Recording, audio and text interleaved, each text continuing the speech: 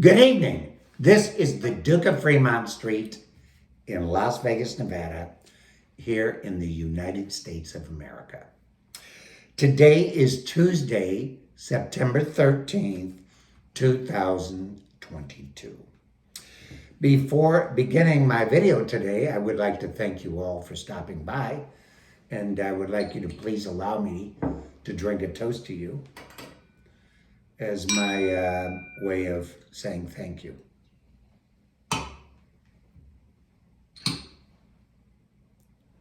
Salute.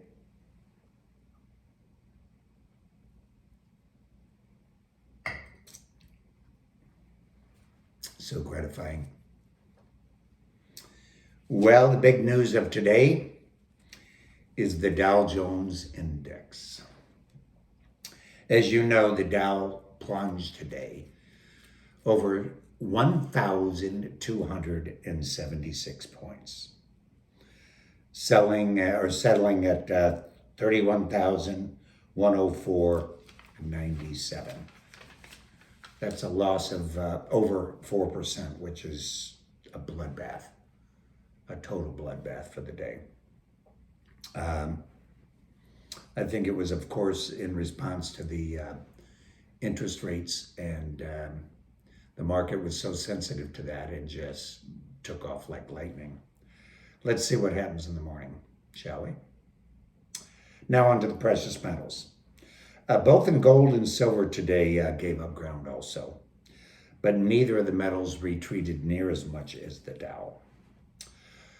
Gold closed at $1,701.90 bid by 1,702.90 ask, with a loss of $22.50 or 0.013%.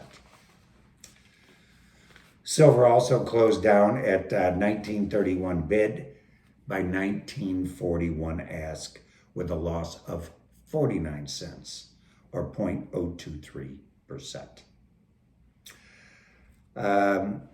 I must admit, I miscalled this. I put up a video last night, and I was absolutely certain the market would go up, and I guess that things didn't go my way.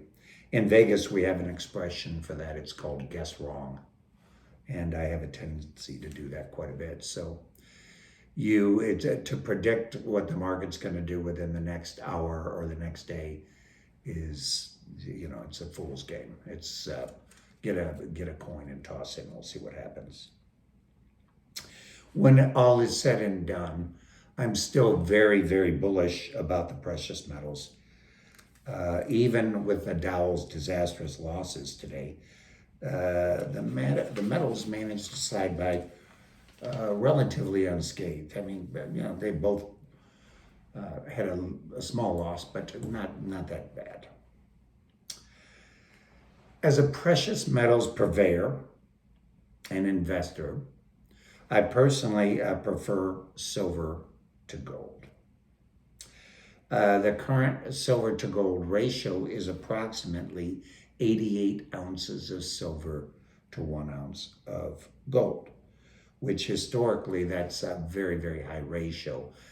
And partly because of that, I have a tendency to be, although I'm bullish on both of the precious metals, I have a tendency to gravitate more towards silver.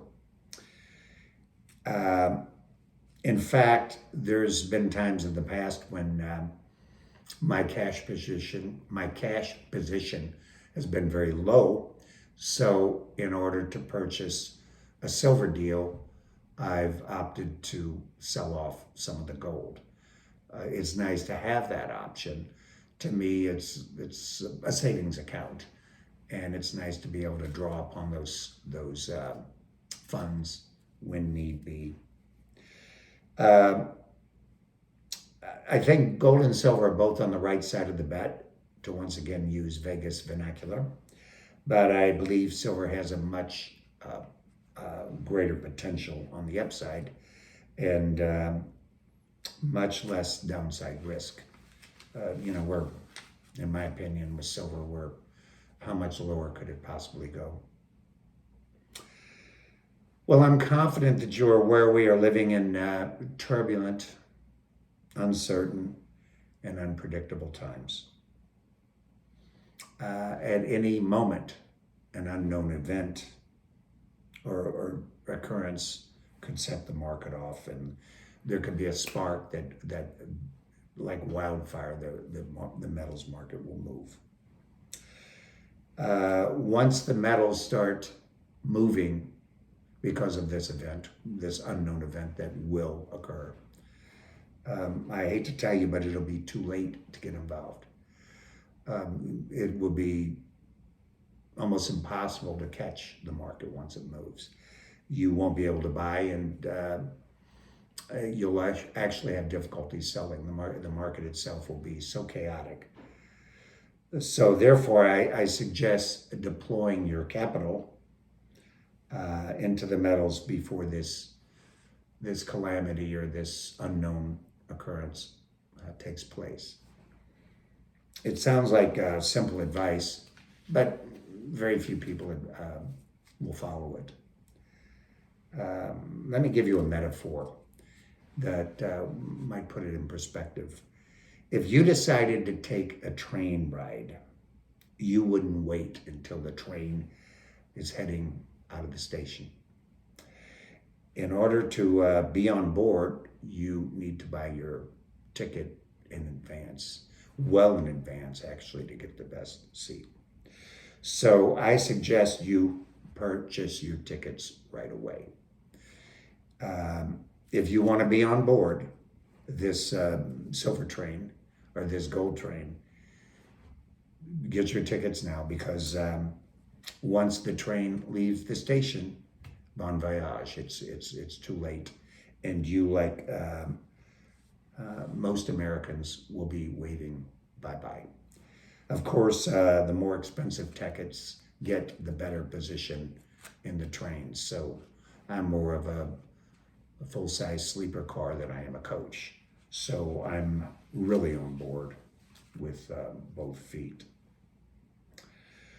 Well, do as you please.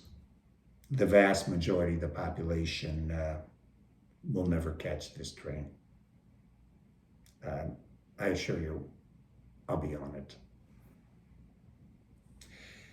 I think that'll be it for this evening. I'm keeping my videos somewhat short, and I want to try to do them more frequently. To do a 6 or 8 or 10-minute video takes me a couple of hours of preparation, because I take it seriously, and I want to be as professional as possible in my presentation and in my appearance for that matter. Especially in today's world where most men dress like little boys and most women dress like men.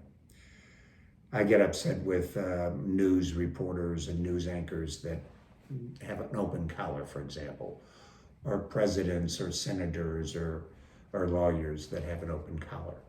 The tie is significant. It represents authority, and to little by little throw these traditions away, I'm totally opposed to that. Look around you. Look around at the way that people appear today. It's appalling. Perfect example, you go out on a Saturday night in Las Vegas, and you'll be dressed, and your date will be dressed, and you'll be walking into a sea of humanity that looks like you have to decide, are they homeless, or is that just a statement they're trying to make? We'll get into that more some other day. I have my thoughts about some of the evolution or the degradation of our mores and our values and our manners and our appearance, for that matter. Well, rather than get off on that tangent, let me thank you once again for stopping by.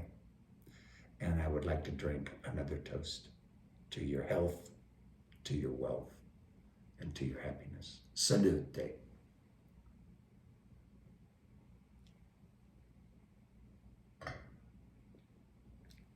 If you do get in Vegas, please look me up, call me in advance, and perhaps we'll get together and do some buying or selling or trading. In the meantime, hope to see you soon. So long.